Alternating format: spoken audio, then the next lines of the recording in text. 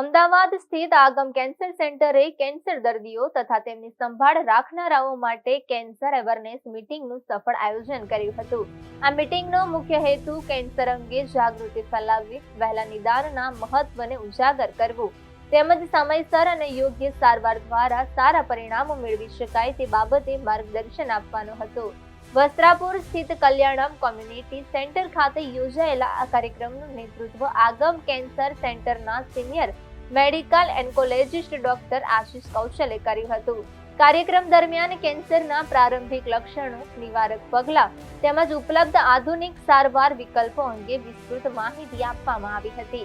Cancer સામે લડત આપતા દર્દીઓના વાસ્તવિક જીવનના અનુભવો રજૂ કરવામાં આવ્યા હતા, જેનાથી ઉપસ્થિત લોકોને ઉપયોગી માહિતી સાથે માનસિક પ્રેરણા પણ મળી હતી। અમદાવાદના નિવૃત્ત chief fire officer Rajesh Bhatt મુખ્ય અતિથિ તરીકે ઉપસ્થિત રહ્યા હતા। તેમણે કેન્સર સામે લડી રહેલા દર્દીઓ અને તેમના પરિવારજનો માટે જાગૃતિનું મહત્વ તેમજ મજબૂત સહાયક વ્યવસ્થાની આવશ્યકતા અંગે પોતાના વિચારો વ્યક્ત કર્યા હતા। મારું નામ ડોક્ટર આશીષ કૌશલ છે। હું આગમ કેન્સર સેન્ટરમાં કેન્સર ફિઝિશિયન છું।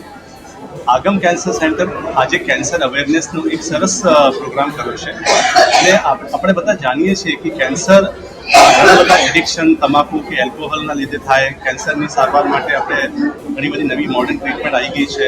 કેન્સર માટે રેગ્યુલર સ્ક્રીનિંગ જરૂરી છે, પણ આ બધું અવેરનેસ આપણે રેગ્યુલરલી સાંભળતા હોઈએ છીએ। આજે અમે કેન્સરની અવેરનેસના પ્રોગ્રામમાં એક જુદી થીમ સાથે આ પ્રોગ્રામ કર્યો છે, જેમાં ઘણા બધા કેન્સરના દર્દી અને એના કેર ગિવર્સ, જે ફેમિલી મેમ્બર્સ હોય, એના કેન્સર વિશેમાં ઘણી બધી નવી ઇન્ફોર્મેશન કે જ્યારે કેન્સર ડિટેક્ટ થાય ત્યારે કેન્સરના દર્દીને કઈ રીતેની સારવાર થઈ શકે છે, એના અંગ આપણે બચાવી શકીએ છીએ જેને ઓર્ગન પ્રિઝર્વેશન કહેવાય, એને કોઈ સાયકોલોજીકલ ટ્રોમા ના થાય, જેમ કે ટ્રીટમેન્ટના લગતા આડઅસર, એમાં ખાસ કેન્સરની કીમોથેરાપીથી જે વાડ કરી જતા હોય એને બચાવી શકે છે એટલે મોડર્ન ડિવાઇસ, જેને સ્કેલ્પ પુલિંગ ડિવાઇસ કહેવાય। કેન્સરના દર્દી કે એના ફેમિલી મેમ્બરને કેન્સરના લગતા કોઈ જેનેટિક રિસ્ક કે એને કોઈ વારસાગત કેન્સર થવાનું રિસ્ક છે કે નહીં, એના માટે અમે એ લોકોને એજ્યુકેટ કર્યા કે જેનાથી ફેમિલીના બીજા મેમ્બર કે એના ભાઈ કે એના બહેન કે એના દીકરી, એના સન, એને કેન્સર થવાનું રિસ્ક છે કે નહીં, એના માટે નવી નવી ટેસ્ટ આવી ગયા છે, જેનેટિક મ્યુટેશન એનાલિસિસ, એ બધી અમે એને એજ્યુકેટ કરી।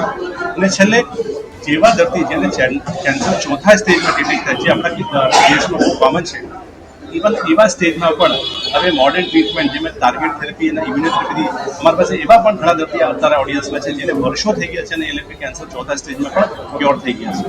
તો હવે કેન્સરની સારવારમાં ઘણો બધો નવી ડેવલપમેન્ટ આવ્યો છે, જેનાથી આગળના સ્ટેજમાં પણ આપણે કેન્સરને ક્યોર કરી શકાય છે।